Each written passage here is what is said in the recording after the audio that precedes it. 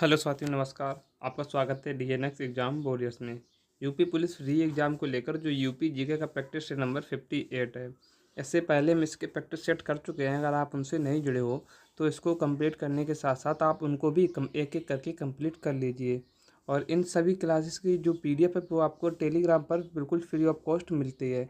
इस क्लास की क्या, इसके अलावा किसी भी क्लास की जो पीडीएफ है बिल्कुल फ्री ऑफ कॉस्ट आपको टेलीग्राम चैनल पर मिल जाती है। टेलीग्राम चैनल का नाम है डीएनएक्स एग्ज़ाम वॉरियर्स। तो आप वहाँ से जाकर इसे डाउनलोड कर सकते हो। तो शुरू करते हैं इस प्रैक्टिस सेट को। इसी के साथ साथ आपको बता दें, अभी हाल ही में हमने जो एसएससी जीडी के लिए जीएस का प्रैक्टिस सेट्स है वो स्टार्ट किया है। तो अगर आप उनसे नहीं जुड़े हो, अगर आप एसएससी जीडी की भी तैयारी कर रहे हो तो उसको भी कंप्लीट करिए। तो शुरू करते हैं इस क्लास को, जिसका पहला क्वेश्चन है कि राजवंश जो कन्नौज पर आधिपत्य स्थापित करने में त्रिकोणीय संघर्ष में उलझे रहे वे कौन कौन से। तो तीन राजवंश थे कन्नौज पर। किस तीन राजवंशों ने त्रिपक्षीय संघर्ष चला, किनका? तीन राज्यों का। कौन कौन से राजवंश थे? एक पाल वंश, एक गुर्जर प्रतिहार वंश और एक थे राष्ट्रकूट वंश।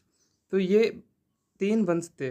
धर्मपाल तो जो था पाल वंश का संस्थापक था, और जो गुर्जर प्रतिहार वंश का क्या था? वत्सराज था। और राष्ट्रकूट का ध्रुव प्रथम था। कौन था? ध्रुव प्रथम। और गुर्जर प्रतिहारों की अंतिम जीत रही थी। और अंतिम शासक कौन था इसका? यशपाल था अंतिम शासक गुर्जर प्रतिहार का।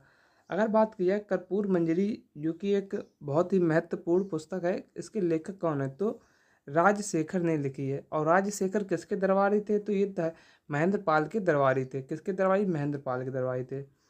अगर आपसे बात पूछी जाए कि जो अवध यात्री सुलेमान था किसके दरबार में आया था? तो मीर भोज के दरबार में आया था।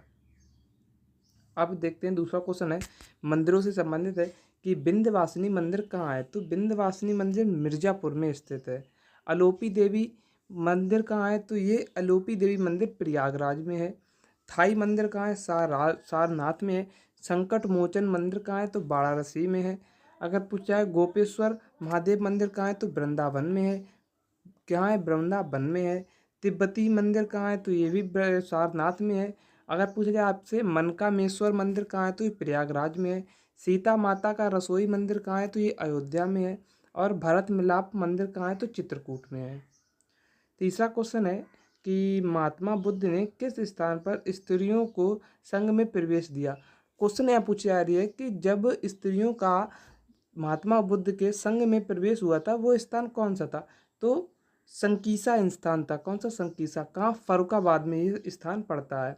महात्मा बुद्ध ने कहाँ पर भिक्षुओं के रूप में स्त्रियों को बौद्ध संघ में प्रवेश की अनुमति दी? तो श्रावस्ती में स्त्रियों को दी। और पहली स्त्री कौन सी थी? तो इनकी जो मौसी थी जिन्होंने इनका पालन पोषण किया था, कौन थी? प्रजापति गौतमी थी।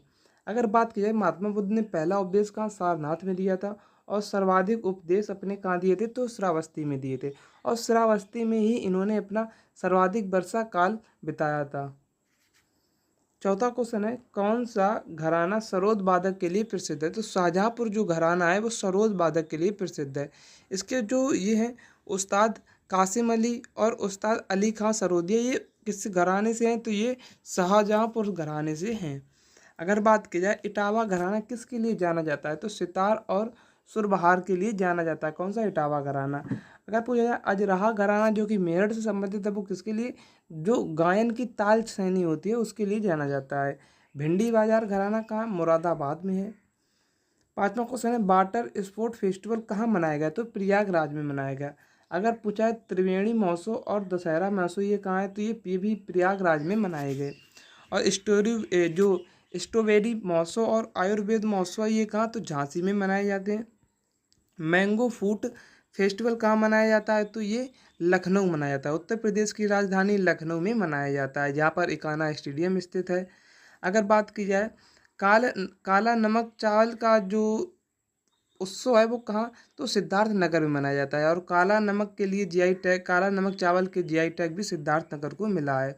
सुलह कुल फेस्टिवल कहाँ? तो ये आगरा में मनाया जाता है। कजरी महोत्सव मिर्ज़ापुर और वाराणसी में मनाया जाता है। कलिक महोत्सव कहाँ मनाया जाता है? तो ये कलिक महोत्सव संबल में मनाया जाता है। और सेफई कहाँ है? तो सेफई महोत्सव इटावा में। और पिछले बार जो यूपी कांस्टेबल की परीक्षा हुई थी उसमें पूछा है सेफई जो सैफई पार्क है जो शेरों के लिए है वो कहाँ पर है स्थापित, कहाँ पर है, तो ये इटावा में था। बांसुरी के लिए कौन सा, बांसुरी महोत्सव तो पीलीभीत में मनाया जाता है। और ताज महोत्सव, ताज कहाँ, ताजमहल कहाँ है, तो आगरा में। तो ताज महोत्सव कहाँ मनाया जाएगा, आगरा में मनाया जाएगा। छठवां क्वेश्चन है, कौन से लोक नृत्य आध्यात्मिकता को प्रदर्शित करता है, तो जो छपेली लोक नृत्य है वो आध्यात्मिकता को प्रदर्शित करता है। नटवरी और धीवर ये किस क्षेत्र में, तो ये पूर्वांचल के क्षेत्र में मनाए जाते हैं। सोहरा बुंदेलखंड वाले क्षेत्र में मनाया जाता है। चरकुला ब्रज क्षेत्र में। जोगनी जो है वो अवध के क्षेत्र में मनाया जाता है। कर्मक मनाया जाता है मिर्जापुर व सोनभद्र वाले इलाके में मनाया जाता है। सातवां क्वेश्चन है, उत्तर प्रदेश का प्रथम उर्दू अखबार कहाँ से प्रकाशित हुआ। ये पूछा जा रहा है कि उर्दू का प्रथम अखबार कहाँ से प्रकाशित हुआ, तो ये आगरा से प्रकाशित हुआ था। कब, तो 1846 में प्रकाशित हुआ, 1846 में प्रकाशित हुआ था। कितने, 1846 में प्रकाशित हुआ था। और कहाँ, कौन सा, तो सदरुल अखबार था। क्या नाम था, सदरुल। और इसको किसने प्रकाशित किया था, तो जो प्रोफेसर सी फेंक थे इन्होंने प्रकाशित किया था। कर्मयोगी की बात की जाए तो ये 1908 में प्रयागराज से पंडित श्याम सुंदर लाल ने प्रकाशित किया। हिंद केसरी मोस्ट इम्पोर्टेंट है आपके लिए, जो कि 1914 में वाराणसी में गंगा प्रसाद गुप्त के द्वारा किया गया। और भविष्य जो है वो 1919 में प्रयागराज में, ये भी पंडित सुंदर लाल के द्वारा प्रकाशित किया गया। अगर बात किया कानपुर राजमंडल में कितने जनपद शामिल है, तो 6 जनपद टोटल कानपुर राजमंडल में शामिल है। कौन कौन से, तो हमारा कन्नौज आ गया, औरैया आ गया, फर्रुखाबाद आ गया, इटावा, कानपुर नगर और कानपुर देहात। हाँ, आपको बता दें कि हम औरैया में रहते हैं। कहाँ, औरैया में। और आपको पूछा है औरैया की ओडीओपी क्या है, तो देसी घी ओडीओपी है औरैया का। अगर बात की कन्नौज को किस लिए जाना जाता है, तो इत्र के लिए जाना जाता है। आगे देखते हैं कुल मंडल की संख्या कितनी है, तो उत्तर प्रदेश में कुल 18 मंडल हैं। कौन कौन से हैं, सहारनपुर हो गया, मुरादाबाद हो गया, बरेली हो गया, लखनऊ हो गया, देवी पाटन हो गया, बस्ती हो गया, गोरखपुर हो गया, मेरठ हो गया, अलीगढ़ हो गया, आगरा हो गया, कानपुर, प्रयागराज, वाराणसी, मिर्ज़ापुर, अयोध्या, आजमगढ़, झांसी, चित्रकूट। ये टोटल 18 मंडल हैं जो उत्तर प्रदेश में लगते हैं। नौवां क्वेश्चन है, गंगा यमुना का प्राचीन काव्य को क्या कहते हैं, तो जो पुरानी मिट्टी होती है गंगा यमुना के दोआब क्षेत्र की, जो पुरानी मिट्टी होती है उसे बांगर कहते हैं। और यूपी में सर्वाधिक क्षेत्र में मिट्टी कौन सी, जलोढ़ पाई जाती है। और जलोढ़ 2 प्रकार की होती है, एक खादर और एक बांगर। खादर वो होती है खादर मृदा जो खादर जो मृदा होती है वो नवीनतम होती है। जैसे कि कहीं बाढ़ आ गई, बाढ़ आने के बाद जो बाढ़ का पानी होता है जिस इलाके तक भरता है वहाँ पर जो कांप जम जाती है उसे खादर कहते हैं। जो पुरानी कांप होती है, जो पुरानी मिट्टी होती है उसे बांगर कहते हैं। वायु मृदा अपरदन में सर्वाधिक प्रभावित क्षेत्र कौन सा है, तो उत्तर प्रदेश का पश्चिमी क्षेत्र सर्वाधिक प्रभावित है। काली मिट्टी यूपी में जो काली मिट्टी है वो यूपी में कहाँ मिलती है, तो ये पीलीभीत में मिलती है। और पीलीभीत बांसुरी के लिए प्रसिद्ध है। अगर पूछा है पंचवशेश्वर जो बांध है वो कहाँ, तो भारत और नेपाल की सीमा पर स्थित है। अगर पूछा है कन्हाई सिंचाई परियोजना कहाँ है, तो सोनभद्र में 1976 में ये चालू की गई।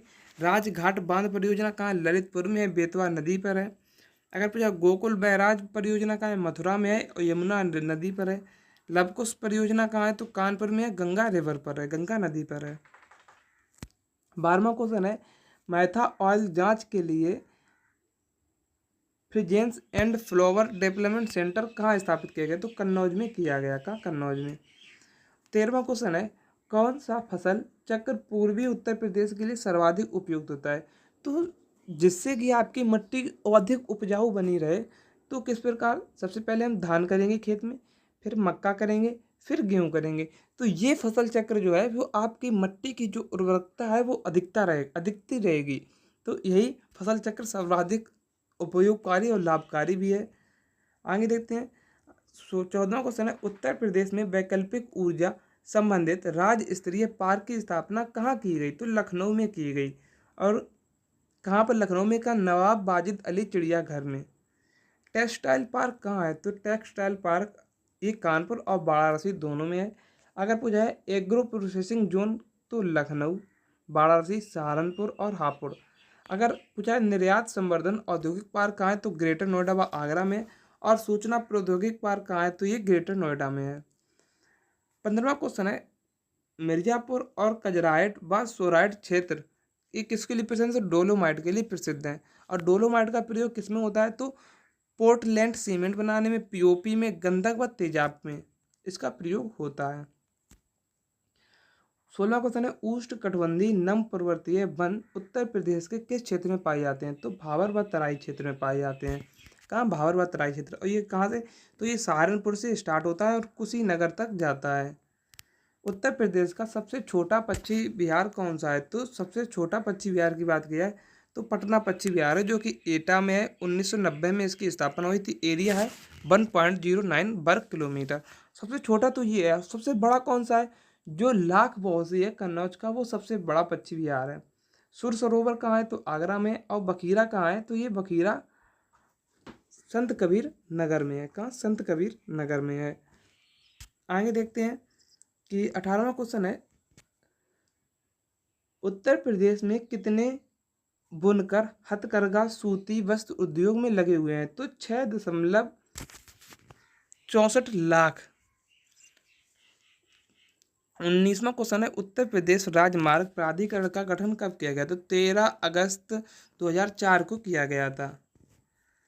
20वां क्वेश्चन है कि मयूर ध्वज दुर्ग है वो किस जनपद में प्राप्त हुआ, तो ये बिजनौर से प्राप्त हुआ। कहाँ से, बिजनौर से। और थैंक्स फॉर वॉचिंग। अगर यहाँ तक आपने वीडियो देखी है तो एक लाइक और सब्सक्राइब जरूर करें, जो कि मेरी हिम्मत को आगे बढ़ाता है। तो अगर इस क्लास की आपको पीडीएफ चाहिए तो मेरे Telegram channel DNS exam board पर अपलोड हो जाती है, तो आप वहाँ से इसे डाउनलोड कर सकते हो। तो मिलते हैं कल एक नेक्स्ट वीडियो में, तब तक के लिए जय हिंद, जय भारत।